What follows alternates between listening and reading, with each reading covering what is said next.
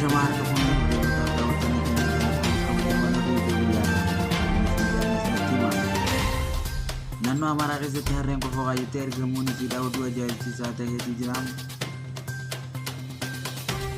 Oduu itti aanu jaarsa waggaa 80 intala waggaa 7 fuudhee ittiin jiruun dhugaaf soba ta'uu isaa adda baafachuudhaaf qorannaa gaafaan kana deemee jira. Intala torbii 12 ta'uu isii beekamu hanga oduu dandeenyaatti.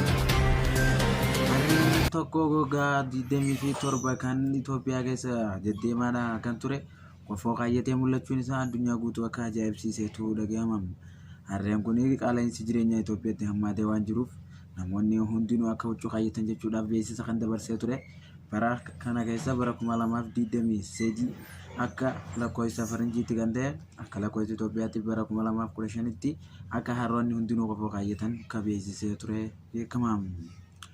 Harroonni kunneen dallansuu kana irraa kan ka'e kaaniif qofoo kana ofirraa baasuuf hiriira guyyaa dheengaddaa bahan irratti harroota kana irratti dhukaasni gurguddaan kan dhaggeeffameedha ture ta'ullee dhukaasni kun akka irraa dhaabbatuuf kan beeksisaa turan torban kana keessa ture.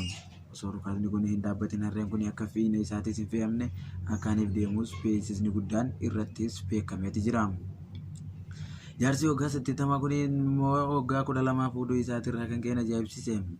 Yaada kanaatiin qabeenya isaa guddaa osoo hin ta'in bifa isaa dulloomtu osoo hin ta'in intala sana jaalala walii keessa akka wal fuudhan kan beeksise. Jaarsi kun waggaa tokkoof cinaa jaalala isiidhaatiif halkanii guyyaa janaa kan ture yoo ta'us silkii 2 sababa isiitiin caccabsee kan jiru.